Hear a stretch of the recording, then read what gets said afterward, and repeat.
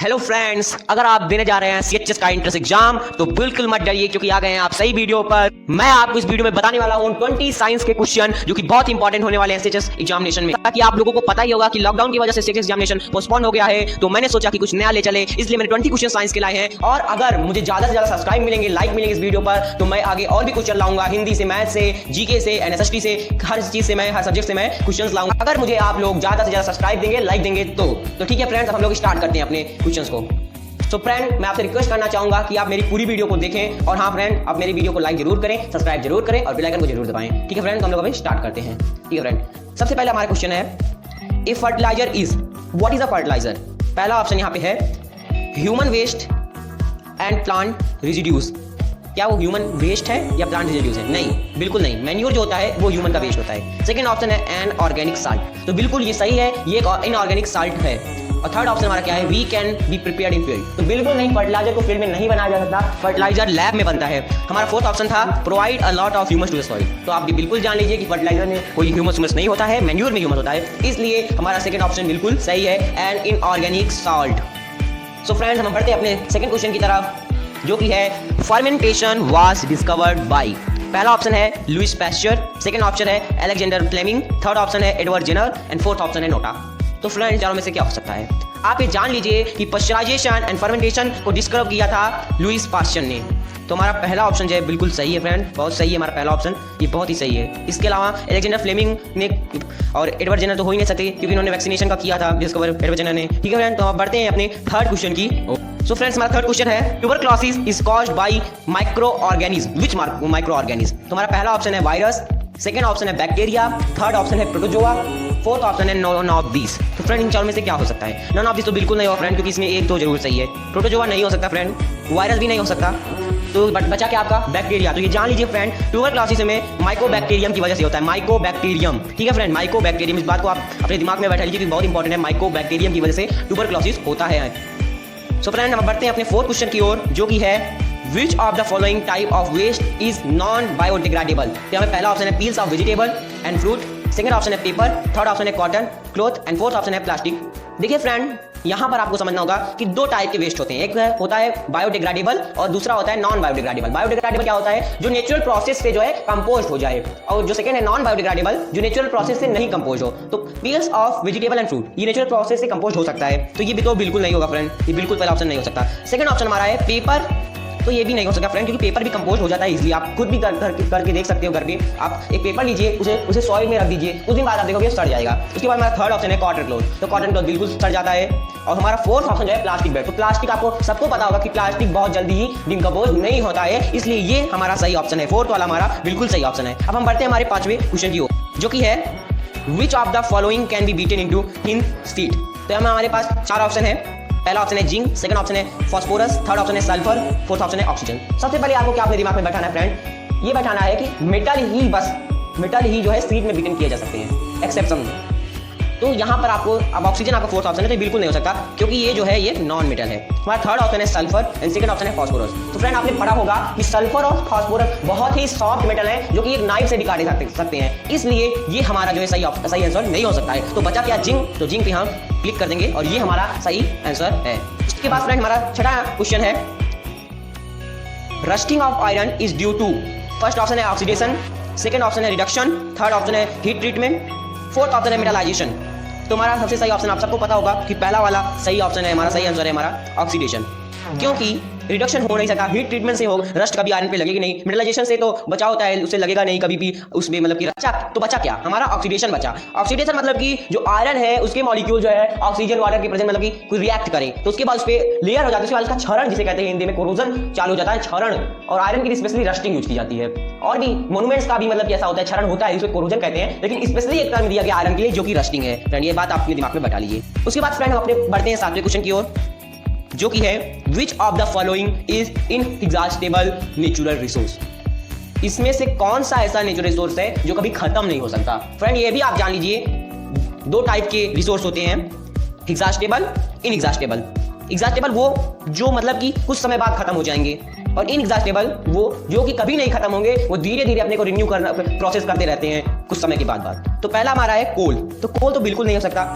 क्योंकि ये fossil fuel है और पेट्रोलियम भी फॉसिल फ्यूल है, नेचुरल गैस भी फॉसिल फ्यूल है। तो आपको पता होगा कि फॉसिल फ्यूल जो है वो जो है एग्जॉस्टेबल नेचुरल रिसोर्स है। तो ये तीनों हमारा पता चल गया कि आंसर नहीं सही है। तो सनलाइट, आप लोग जानते हैं कि सनलाइट आज भी है, कल भी रहेगी और बाद तक भी रहेगी, क्योंकि इसकी जो है पृथ्वी से बहुत ज्यादा है। तो इसलिए हमारा फोर्थ ऑप्शन राइट है। ठीक है फ्रेंड, अब हम लोग बढ़ते हैं अपने 8वें क्वेश्चन की ओर, जो कि है which of the following is the least polluting fuel. हमारा पहला ऑप्शन है पेट्रोल, सेकंड ऑप्शन है डीजल, थर्ड ऑप्शन है कोल एंड फोर्थ ऑप्शन है सीएनजी। तो हमारा पहला ऑप्शन पेट्रोल। आप लोग जानते हैं पेट्रोल डीजल से बहुत ज्यादा पोल्यूशन हो रहा है, बहुत ज्यादा पोल्यूशन होता है पेट्रोल डीजल से, और इस लॉकडाउन में पोल्यूशन बहुत ही कम हो गया है, ये भी आप लोग जानते होंगे। थर्ड हमारा है कोल। तो आप लोग जानते हैं कोल से भी बहुत पोल्यूशन होता है। पहले कोल यूज की जाती थी ट्रेन में, आप पहले पढ़ोगे तो पहले कोल जो है ट्रेन में यूज की जाती थी। और हमारा फोर्थ ऑप्शन है सीएनजी। तो आप लोग ये भी जान लीजिए इसको इको फ्रेंडली गैस भी कहा जा सकता है, इसलिए ये जो है हमारा फोर्थ वाला हमारा बिल्कुल सही ऑप्शन है, फोर्थ वाला हमारा सही आंसर है। अब हम बढ़ते हैं हमारे 9वें क्वेश्चन की ओर, जो कि है in a candle flame the outer zone of complete combustion which is blue is what. First option है मॉडरेटली हॉट, सेकंड ऑप्शन है हॉटेस्ट, थर्ड ऑप्शन है लीस्ट हॉट, फोर्थ ऑप्शन है नन ऑफ दीज।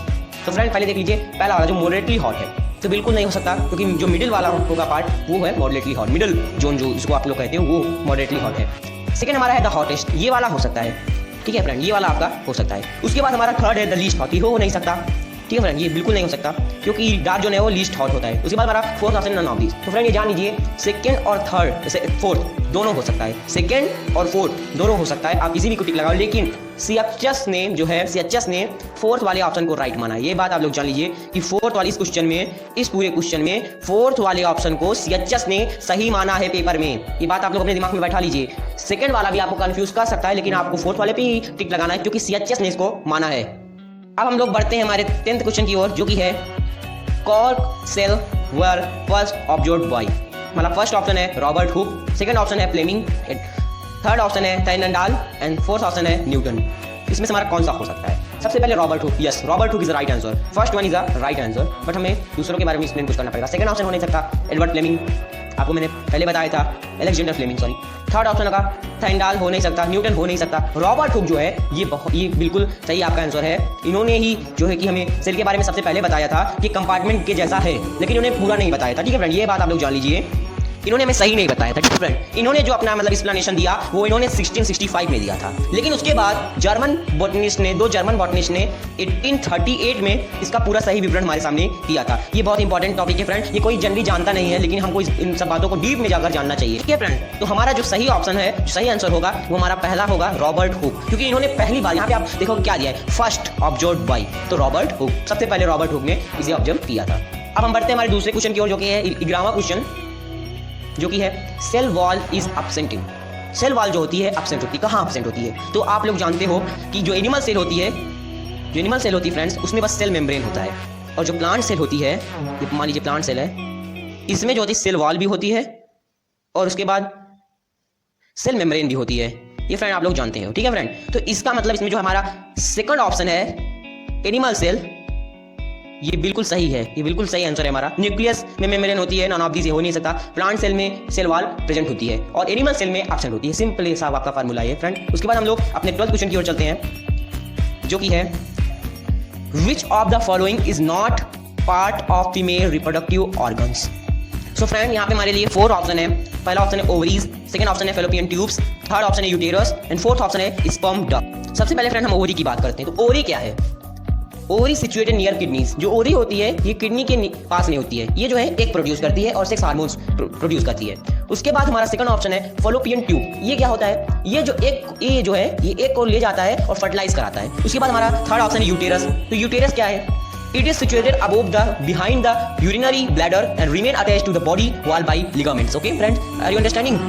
ये होता है photos. जो photos आप जानते हो कि जब बेबी ग्रो करने लगता है, जब बेबी के जो हैंड और उसका मतलब शेप जो हमें दिखने लगता है 2-3 हफ्ते बाद, तो उसी को फोटस कहते हैं। इस अटैच होता है, ये अटैच कराता है किससे? प्लेसेंटा से। ठीक है फ्रेंड, तो ये यूटेरस होता है, ये भी जो है फीमेल रिप्रोडक्टिव पार्ट। ठीक है फ्रेंड, तुम्हारा फोर्थ ऑप्शन है स्पर्म डक्ट। तो ये हमारा बिल्कुल राइट ऑप्शन है फ्रेंड, क्योंकि यही है मेरे रिप्रोडक्टिव पार्ट फ्रेंड। उसके बाद हम अपने नेक्स्ट क्वेश्चन की ओर बढ़ते हैं, जो कि है a female has, first option है 2 X क्रोमोसोम्स, सेकंड ऑप्शन है friend 1 X and 1 Y chromosome, third option है 2 क्रोमोसोम्स एंड फोर्थ हमारा ऑप्शन है नन ऑफ दीज। तो फ्रेंड इसमें से आपको पता होगा कि पहला ऑप्शन बिल्कुल सही है, क्योंकि फीमेल में 2 एक्स क्रोमोसोम्स होते हैं और जो है मेल में जो है एक एक्स होता है और एक वाई होता है, इसीलिए जो बेबी होती है वो मेल पेरेंट के ऊपर डिपेंड होती है। ठीक है फ्रेंड, उसके बाद हम अपने नेक्स्ट क्वेश्चन की ओर बढ़ते हैं फ्रेंड, जो कि है potter place on their head around piece of cloth because. First option है pressure on their head is increase by doing सो।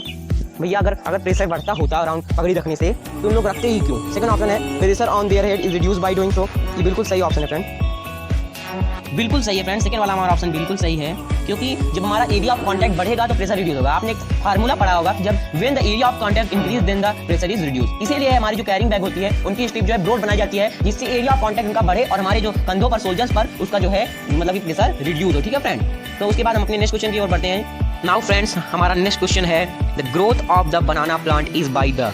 हमारा फर्स्ट ऑप्शन है रियाजोम, सेकंड ऑप्शन है सीड, थर्ड ऑप्शन है स्टोलोन, फोर्थ ऑप्शन है carbohydrate. तो इसका right answer होगा friends stolon. Third option जो है इसका राइट आंसर है, क्योंकि स्टोलोन ही जो है वो मतलब कि उसके ऊपर डिपेंड होता है कि बनाना का प्लांट का ग्रोथ कितना होगा। अगर स्टोलोन ज़्यादा है तो ज़्यादा ग्रोथ होगा, कम है तो कम ग्रोथ होगा फ्रेंड्स। अब हम अपना 16 क्वेश्चन देखते हैं फ्रेंड्स, जो कि है loudness of sound depends on what.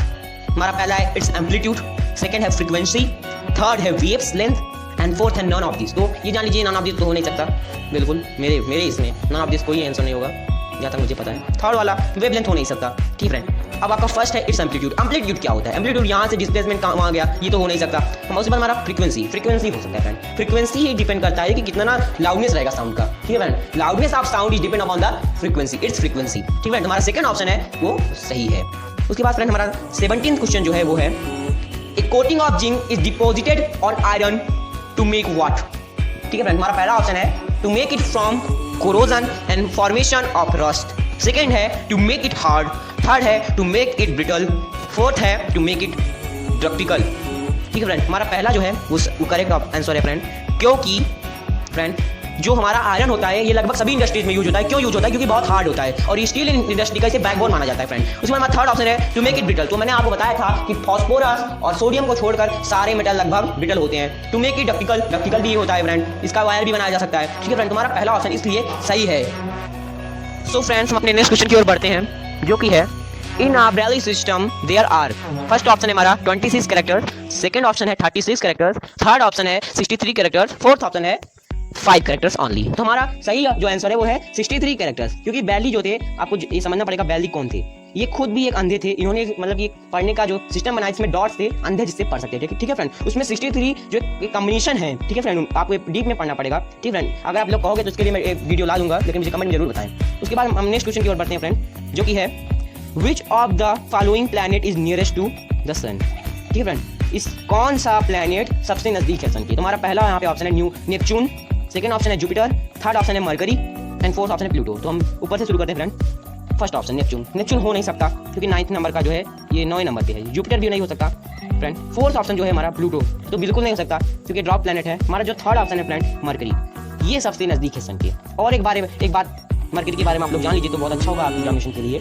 Mercury और प्लूटो में अगर एक क्वेश्चन आ जाता है तो मरकरी और प्लूटो में बहुत ज्यादा आपको कंफ्यूजन होगी। अगर ये आ जाएगा which is the smallest planet, तो ज़्यादा से ज़्यादा लोग जो है ना वो प्लूटो पे 90% मैंने देखा है 90% लोग प्लूटो पे टिक लगा के आते हैं, तो उनका रॉन्ग हो जाता है, क्योंकि प्लूटो तो ड्राफ्ट प्लैनेट है, वो तो अब है नहीं। तो मरकरी जो है उसका सही आंसर होगा। तो मरकरी जो है सबसे छोटा प्लैनेट अब है हमारे सोलर सिस्टम में। ठीक है फ्रेंड, तो हम अपने 20th क्वेश्चन की ओर बढ़ते हैं, जो कि है lighting conductor are used to protect from the effect of what. इसके नाम से ही आपको लग रहा होगा कि हाँ भैया लाइटनिंग से बचाते हैं। ठीक है, रैन से क्या बचाएगा?